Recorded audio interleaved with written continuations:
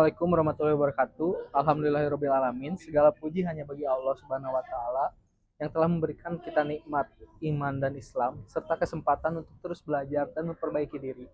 Salawat dan salam semoga selalu tercurah kepada Nabi Muhammad SAW, suri teladan kita dalam menjalani kehidupan yang mulia hingga akhir hayat. Perkenalkan, saya Muhammad Ali Farizi Dwi Angga Putra dari kelas AB4701. Pada kesempatan ini, saya akan membahas tentang hidup mulia dan mati syahid. Sebuah tema yang sangat dalam maknanya karena setiap muslim tentu ingin hidup dengan kemuliaan dan wafat dalam keadaan terbaik di sisi Allah. Hidup mulia bukan berarti hidup dengan kekayaan, jabatan, atau kemewahan dunia.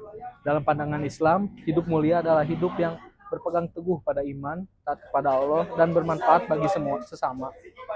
Allah Subhanahu wa taala berfirman dalam surah Al-Isra ayat 70. Walaqad karoma bani Adam, yang artinya dan sesungguhnya telah kami muliakan anak-anak Adam. Ayat ini menunjukkan bahwa kemuliaan sejati sudah Allah berikan kepada manusia. Namun kemuliaan itu akan tetap terjaga hanya jika kita hidup sesuai dengan petunjuknya. Hidup mulia berarti kita menjauhi dosa, menjaga kehormatan diri, dan memperjuangkan kebenaran walau berat. Nabi Muhammad bersabda, sesungguhnya kemuliaan seorang mukmin adalah ketika ia tidak bergantung kepada manusia. Hadis riwayat Tabrani. Artinya, orang yang hidup mulia itu tidak bergantung kepada dunia, tapi bersandar teguh kepada Allah.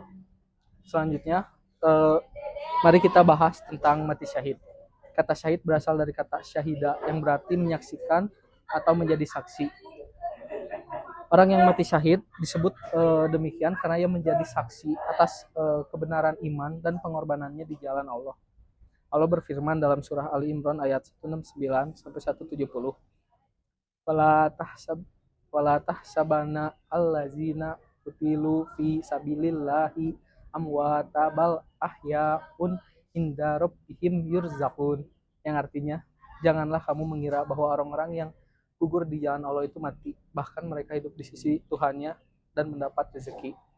Ayat ini menjelaskan bahwa orang yang mati syahid sebenarnya tidak mati, melainkan hidup dengan kemuliaan di sisi Allah.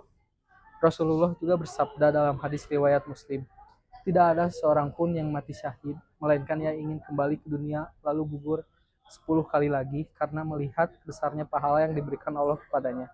Hadis riwayat Muslim. Ini menunjukkan betapa agungnya derajat orang yang mati syahid.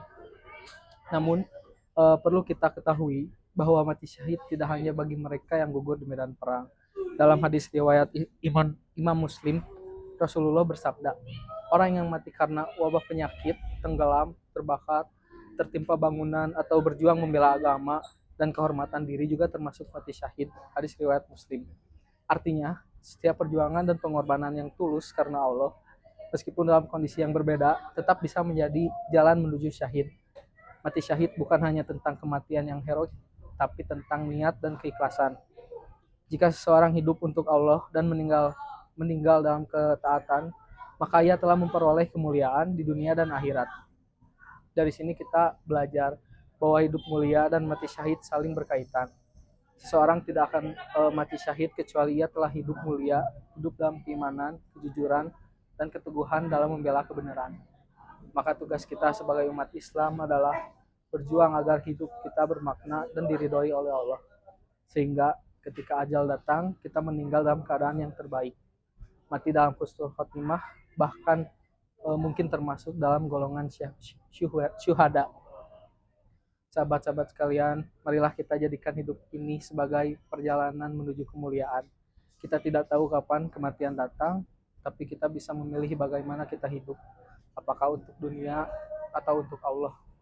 Semoga Allah menjadikan kita hamba-hamba yang hidup mulia dan wafat dalam keadaan syahid. Amin ya rabbal alamin. Assalamualaikum warahmatullahi wabarakatuh. Mana gini-gini ya,